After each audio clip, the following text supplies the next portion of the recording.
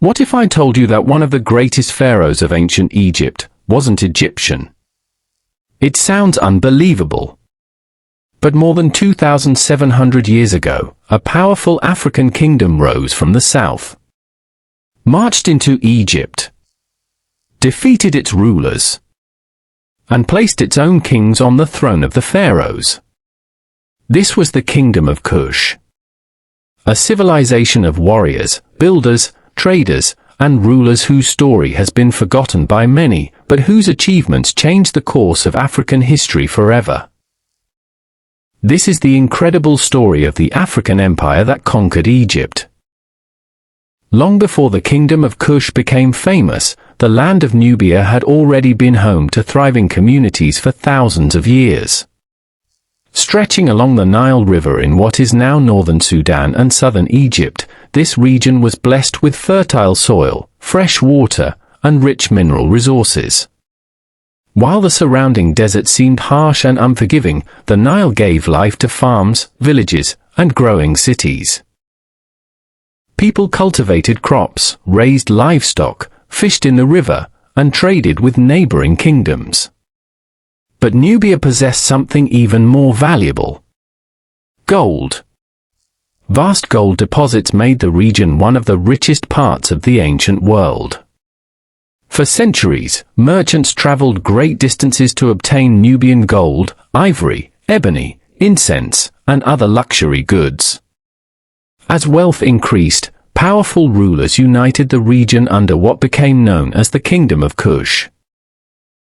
Its early capital was Napata, a city that became both a political and religious center. The kings of Kush built magnificent temples, organized a disciplined army, and developed a strong government that controlled trade along the Nile. They also learned from their northern neighbors in Egypt, adopting some architectural styles, writing traditions, and religious practices while preserving their own unique identity. Over time, Kush transformed into one of the strongest kingdoms in Africa. But destiny had prepared an even greater future.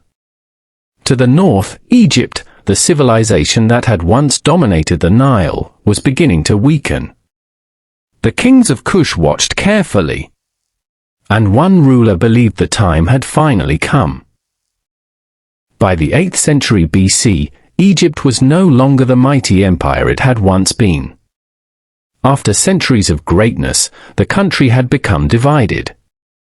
Local rulers competed for power, and no single king controlled the entire land.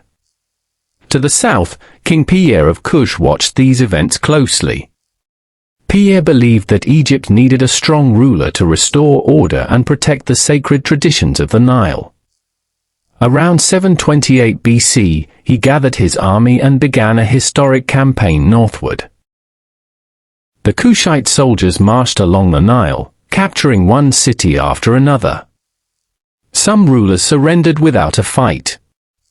Others resisted but were defeated by Piye's disciplined forces. As his victories grew, news of the Kushite king spread throughout Egypt. Eventually, Piye reached Memphis, one of Egypt's most important cities. After a determined campaign, the city came under his control. One by one, Egypt's rulers accepted Piye's authority and pledged their loyalty. But Piye was not interested in destroying Egypt. Instead, he respected its ancient culture, honored its temples, and performed ceremonies as pharaoh. His victory united Egypt and Kush under one ruler. For the first time in history, kings from Kush ruled as the pharaohs of Egypt. Historians know this period as the 25th Dynasty, the era of the Black Pharaohs. It was one of the greatest achievements ever accomplished by an African kingdom. But while Kush celebrated its victory, a dangerous new empire was rising in the east: the Assyrians. The Kushite pharaohs had reunited Egypt and restored many of its ancient traditions.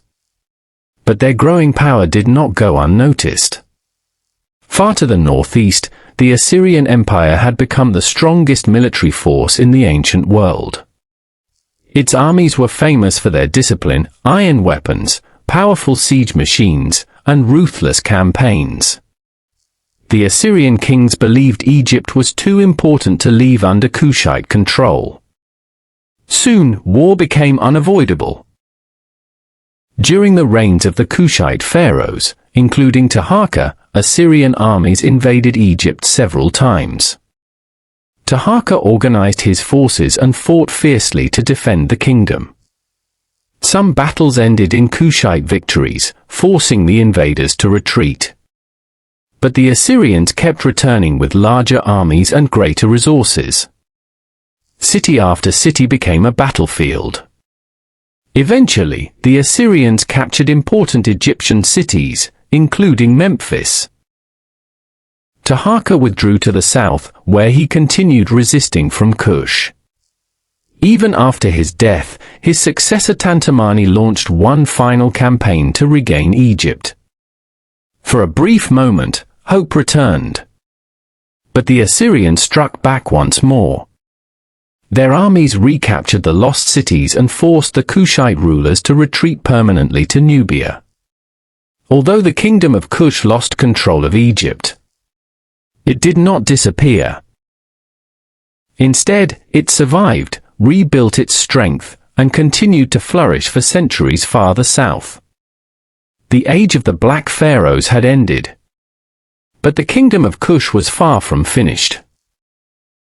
Although the Kingdom of Kush no longer ruled Egypt, its civilization continued to thrive for centuries. The center of the kingdom gradually shifted south to the city of Meroë, which became the new capital. Meroë was more than a political center.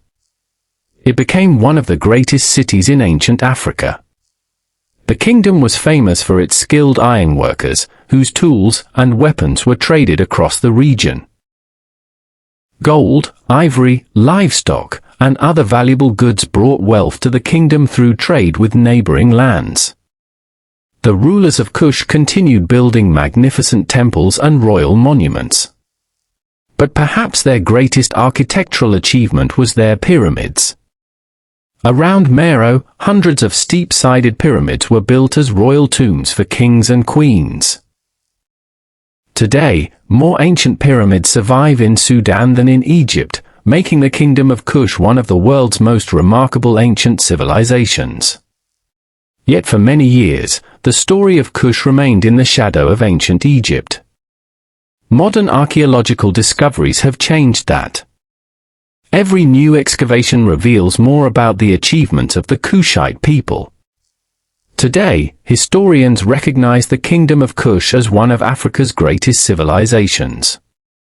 It produced powerful kings, brilliant engineers, skilled craftsmen, fearless warriors, and the legendary Black Pharaohs who once ruled Egypt. The Kingdom of Kush reminds us that Africa's history is filled with great empires whose stories deserve to be remembered. Their monuments still stand. Their legacy still inspires.